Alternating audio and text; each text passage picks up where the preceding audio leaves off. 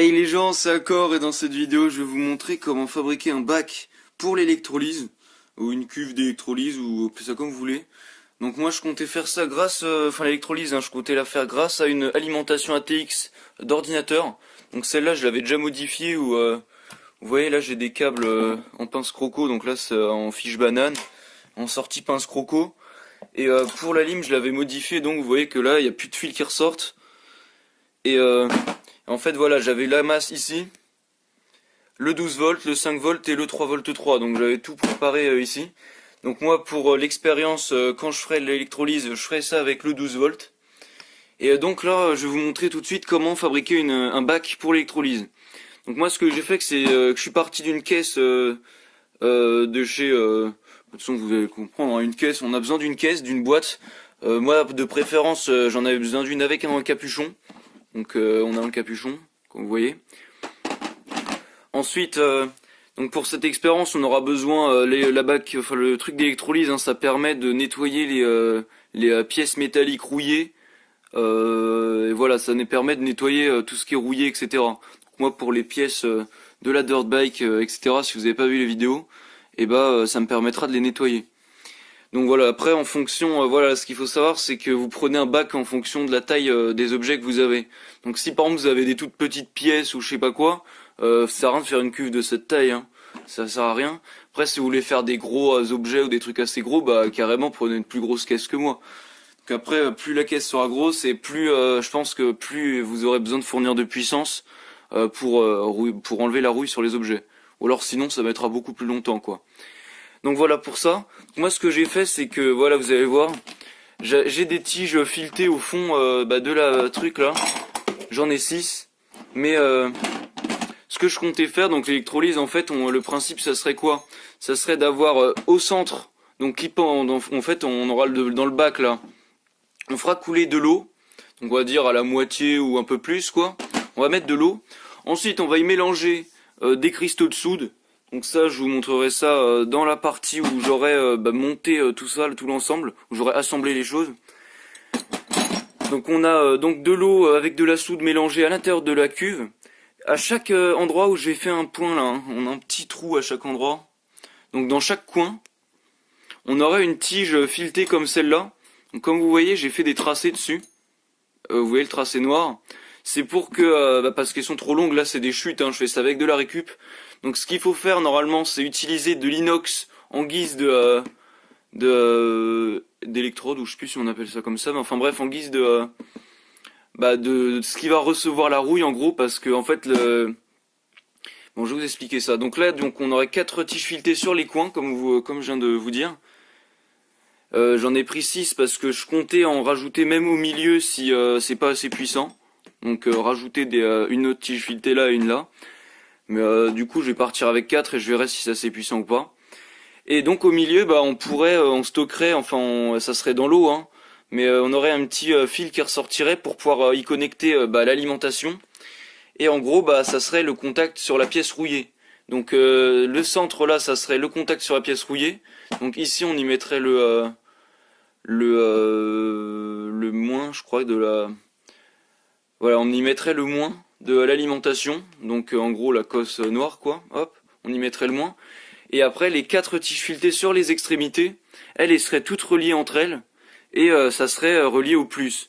Ce qui va se passer en fait, c'est que le courant va passer, en fait ce qui va se passer c'est que les électrons, je vais pas faire un cours de science ou quoi, mais ce qui va se passer c'est qu'on aura donc le moins ici et le plus sur les extrémités.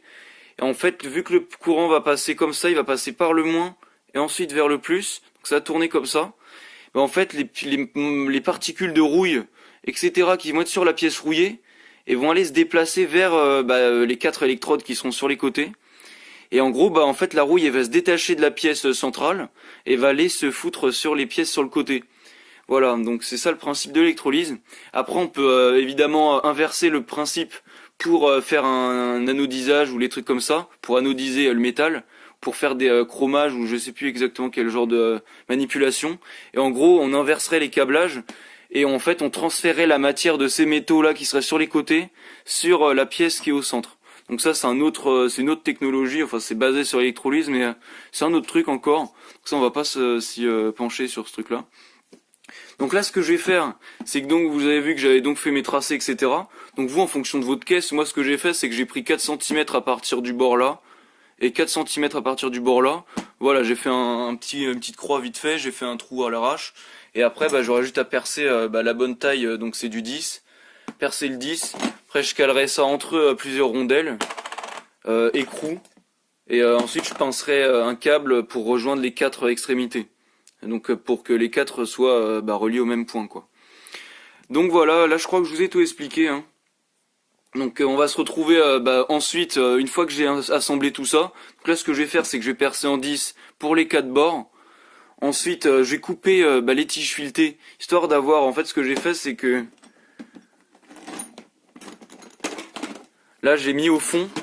Et en fait vu qu'elle était carrément trop grande, j'avais pas envie que ça dépasse trop de la boîte. J'ai fait en sorte que ça dépasse à peine, histoire juste que je puisse fixer un écrou, etc. par le dessus. Et voilà, histoire d'avoir un peu d'espace mais pas trop, quoi. Donc voilà, je vais assembler tout ça, je vais faire les trous, je vais assembler tout ça et on se retrouve une fois que les électrodes sont plantées. Ah oui, je voulais rajouter aussi que voilà, pour les électrodes, le mieux c'est d'utiliser de l'inox, puisque comme je vous ai dit, la rouille va se déplacer de la pièce rouillée vers les électrodes qui seront plantées sur les coins. Et donc de l'inox c'est le top puisque ça n'a pas rouillé, tandis que moi c'est des vieilles tiges filetées de fer ou de je sais pas quoi. Donc vu que j'en ai plein en stock, c'est pas grave, mais elle risque de rouiller vos trucs. Et puis avec la soude, ça va pas aider du tout. Donc voilà, moi j'ai pris des tiges filetées parce que je pourrais facilement les changer. Voilà, donc j'assemble ça et je vous dis à bientôt. Hey, nous revoilà après avoir assemblé la machine et après avoir fait quelques tests. Donc là je vais vous représenter, on a la soude en cristaux ici. On a une alimentation pour alimenter notre électrolyse. On a les pinces croco qui sont branchées sur l'alimentation. Et on a le bac qui est fini, donc j'ai relié comme je vous avais dit les 4 électrodes entre elles. Et on a celui qui est à part, qui est au milieu. Voilà, donc là j'ai déjà fait des tests avec, vous voyez qu'il reste un peu de rouille au fond. Mes tiges ont déjà un peu rouillé, mais ça va encore faire le boulot je pense. Donc à part ça, je voulais rajouter 2 précautions, puisque j'ai déjà fait des tests et tout. Tout d'abord, faut faire du coup, il y a le truc des tiges filetées où faut utiliser de l'inox pour pas que ça rouille. Ensuite, vous avez le fait de relier les 4 électrodes à l'extérieur entre elles. Et après, il faut savoir aussi que quand vous reliez votre pièce au milieu, plus elle sera près des électrodes et plus l'effet sera puissant et plus il y aura de consommation électrique. Et par contre, ce qu'il faut faire très attention, c'est de ne pas faire toucher l'électrode du milieu sur des côtés. Enfin, faut pas que ça se touche directement. Donc quand il y a de l'eau entre les deux, ça va. Mais si un contact direct entre celui du milieu et un des bords, ça va faire un court-circuit franc et votre alim va soit péter, soit se mettre en sécurité. Donc voilà, faut pas que l'objet se touche directement un des côtés. Donc voilà pour ça. Moi ce que je vais faire c'est que je vais vous faire un exemple. Donc je vais remplir le bac avec de l'eau chaude parce que là ça gèle dehors, je vais mettre de l'eau chaude. Ensuite je vais mettre de la soude dedans et on se retrouve tout de suite. Donc je vous dis à tout de suite après avoir mis de l'eau là-dedans. Ok, nous revoilà, j'ai mis de l'eau chaude dans le bac. On a le capuchon qui est là. Je voulais aussi rajouter un autre truc, c'est que faut faire ça, cette expérience-là, une fois que vous mettrez le jus pour procéder à l'électrolyse. Il faut faire ça dans un endroit aéré. Pourquoi? Parce qu'il y a des dégagements d'hydrogène, qui est un gaz inflammable et explosif. Donc en gros, si vous faites ça chez vous, il suffira qu'une étincelle pas trop loin ou quoi, ça pourrait faire des trucs assez bourbiers. Donc voilà, donc pour ça, faites ça à l'extérieur, histoire que ce soit pas trop dangereux. Et au niveau des électrodes sur les côtés, ce sera de l'oxygène, et c'est au niveau de la pièce rouillée où il y a des dégagements d'hydrogène. Donc voilà pour ça. Donc maintenant, ce qu'on va faire, c'est qu'on va prendre de la soude. On va venir en mettre là-dedans, donc moi je vais pas doser, hein, je fais vraiment ça à l'arrache. Donc je ouvre. Donc là on prend notre soude, on vient en mettre à l'intérieur. Donc moi je fais vraiment ça.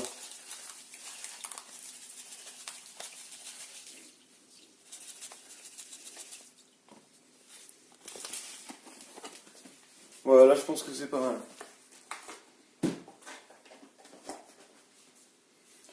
maintenant qu'on a fait ça, on va venir mélanger à l'aide de n'importe quoi. Enfin pas voilà, on va éviter de mettre trop ses mains à l'intérieur quand même.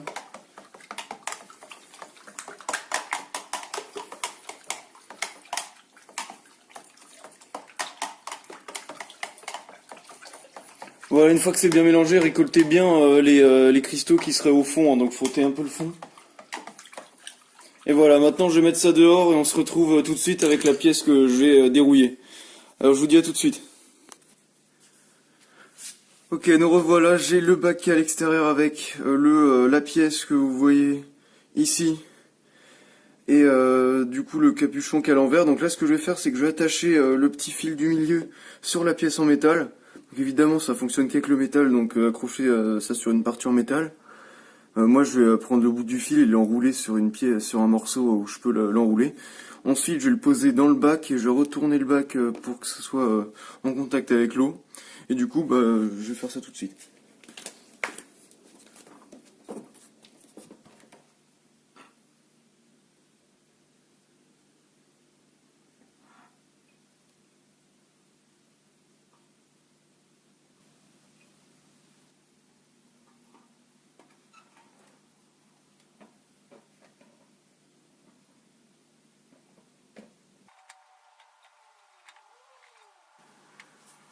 Ok, donc là c'est parti. Alors nous revoilà une quinzaine de minutes après, vous voyez que l'eau est un peu tournée vers le jaune. Et si on regarde de plus près, enfin vous voyez pas, mais au niveau des électrodes, là, les quatre côtés quoi, on commence à avoir des dépôts de la pièce qui viennent se déposer sur la tige filetée et au niveau autour, sur la surface de l'eau, etc. Donc voilà, et je vais continuer de faire l'électrolyse et je vous montrerai plus tard quand ça sera bien plus prononcé. Donc je vous dis à plus tard.